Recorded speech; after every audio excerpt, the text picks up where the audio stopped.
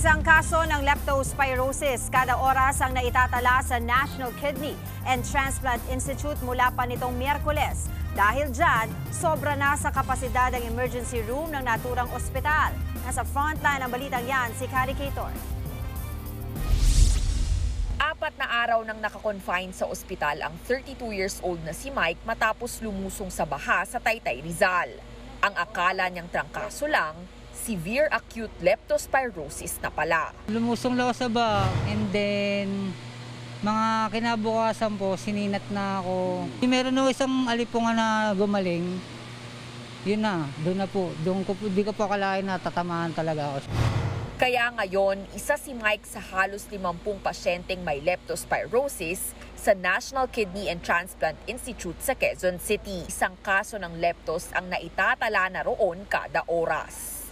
Nagsa ng mga pasyenteng may malubhang kaso na ng leptospirosis itong National Kidney and Transplant Institute o NKTI sa Quezon City. Ang problema, overcapacity na raw ang kanilang emergency room kaya ang isang gym dito ginawa na ring lepto ward.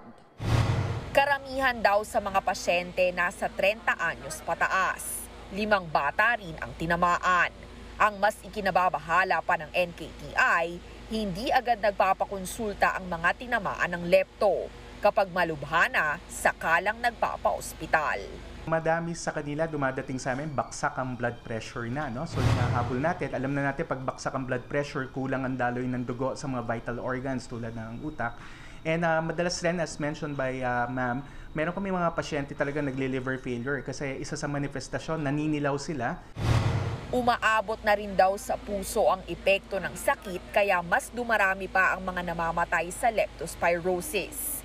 Sa tala ng NKTI, 9 na ang nasawi sa leptos sa kanilang ospital simula nitong weekend. Nagbabalita mula sa Frontline, Kari Cator, News 5. Mga kapatid, Angela Lagunsad Castro po para sa komprehensibo at makabuluhang balitaan at talakayan. Mag-follow at subscribe na sa social media pages ng News 5.